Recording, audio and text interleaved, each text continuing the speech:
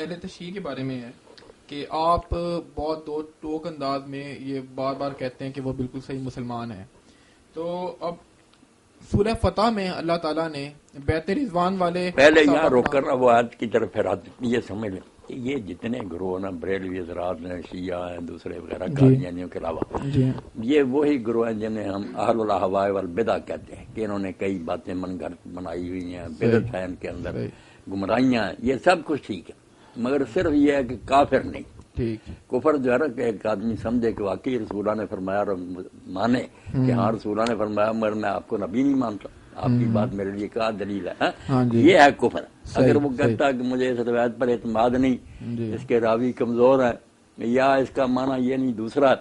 تو پھر بے شک اس کی تعویل اور شبہ کتنا غلط اور باطل ہونا، وہ کافر نہیں. اس نے یہ نہیں کہا کہ میں قرآن نہیں مانتا یا رسول اللہ نہیں مانتا، یہ غلط تشریح کر رہا. تو یہ اور ہمارے جمعہ کا خطبہ بھی یہ تھا کہ شبہ فاصلہ جو نا وہ غلط خیال کتنا غلط ہو، مگر جب انہوں نے پناہ لے لی کہ اس شبے کی وجہ سے ہم نہیں یار مانتے یہ بات، تو پھر وہ کافر ہونے سے بچ گئے. اگر کھلم کھلا کہتے بغیر کسی شبہ کے کہ بالکل ٹھیک ہے یہ بات مگر ہم نہیں مانتے اس کتاب کو، نہ اس نبی کو مانتے، یہ سارا کفر.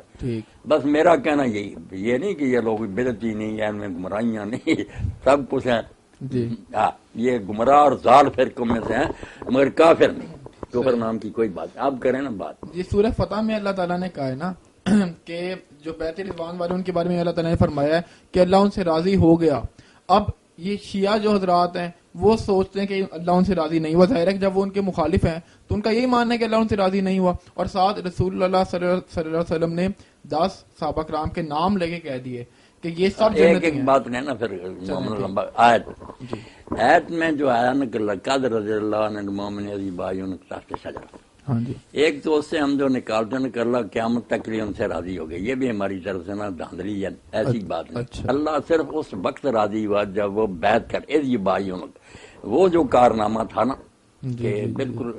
کفار کے گڑھ میں ہتھیار ہے کوئی نہیں، عمرہ کے لیے گئے ہوئے ہیں مگر آپ موت پر بیعت لے رہے ہیں کہ ہم نے خام خواہ تو پیچھے نہیں ہٹنا، مرنا پڑا. تو لوگوں نے جب یہ جرأت دکھائی کہ موت پر بیعت کر لی تو اللہ اس سے راضی ہوا. یہ کہا اذ یبایعونک، جب وہ بیعت کر رہے تھے ان کے اس عمل سے اللہ خوش ہوا. اور ساتھ کا مومنین سے،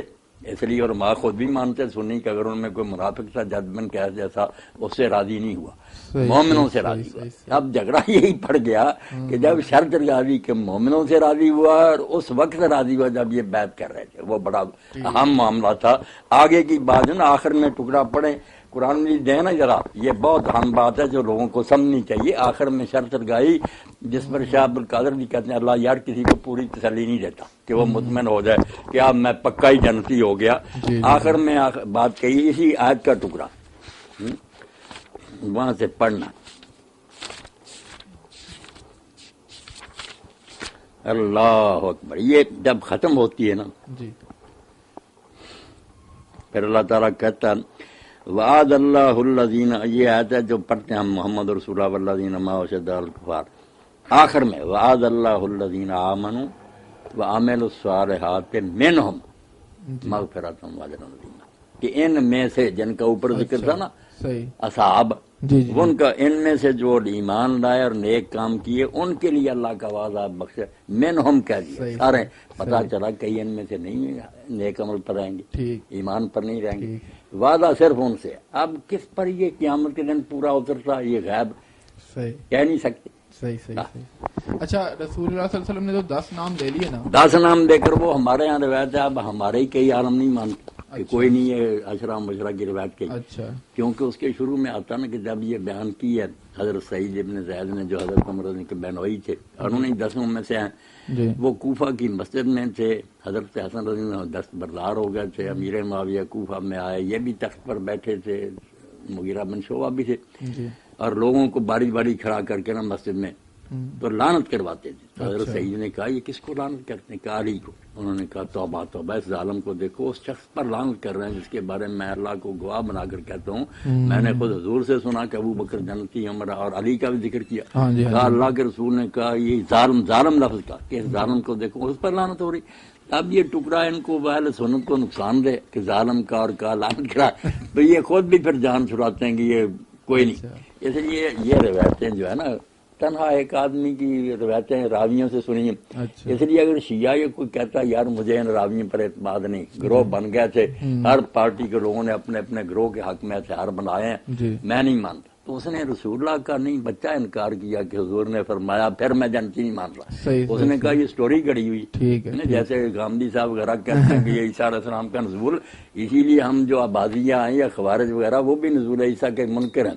یہ نہیں کہتے کہ کافر ہے، جو کہے نہیں اترنا کافر، وہ کافر شافر کوئی نہیں، ٹھیک ہے ہمارے نزدیک ان کا اترنا برحق ہے، مگر اگر کوئی منکر ہے تو کئی گروہ مسلمانوں کے پہلے بھی انکار کرتے ہیں، کافر کہنے کی بات ہے بس، اور کوئی نہیں۔ اچھا آپ اس حدیث کو ٹھیک سمجھتے ہیں نا، یہ جو ہے عشرہ مبشرہ والا؟ ہاں میں ٹھیک سمجھتا، میرا یہی یقین ہے کہ ٹھیک ہے۔ اچھا آگے ایک اور جو دلیل دی جاتی ہے شیعوں کے بارے میں کہ یہ جو قادیانی ہیں انہوں نے ایک آدمی کو نبی بنایا تو ہم صاحب انہیں کافر کہتے ہیں اور یہ کافر ہیں، تو جو شیعہ ہیں انہوں نے 12 اماموں کو جو انبیاء سے بھی اوپر لے گئے ہیں، 12 اماموں کو ان سے بہتر کہتے ہیں۔ کوئی شک نہیں کہ شیعہ حضرات کا یہ عقیدہ امامت جو ہے نا جی کہ یہ بھی اللہ کی طرف سے چنے ہوئے لوگ ہیں، نبی کی طرح ان کو بھی اللہ علم دیتا ہے اور وہ علم خطا سے خالی ہے، معصوم عن الخطا ہے، اور ان کی معرفت بھی لازم ہے ورنہ اعمال ضائع ہیں۔ نبی علیہ السلام کے علاوہ پہلے سارے نبیوں سے یہ افضل ہیں، ہے تو یہ انتہائی غلوبر بات کو بہت انہوں نے بڑھا دیا، جی مگر پھر بھی جب انہوں نے یہ اعتراف کر لیا نا بڑے بڑے کٹڑوں نے بھی کہ یہ عقیدہ ضروریات دین میں سے نہیں بن سکا، شروع میں چونکہ کئی لوگوں نے اختلاف کیا سنیوں نے،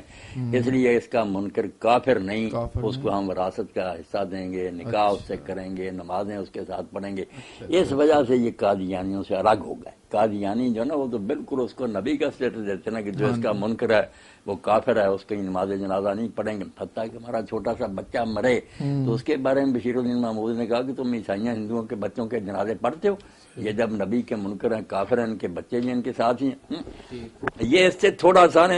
ہم کنسیشن دیتے ہیں کہ یہ امامت کو مانتے ہیں مگر ہمیں مانتے ہیں کہ ان کے ساتھ رشتہ ناطہ وراثت وغیرہ سارے اسلامی حقوق ان کو حاصل ہیں،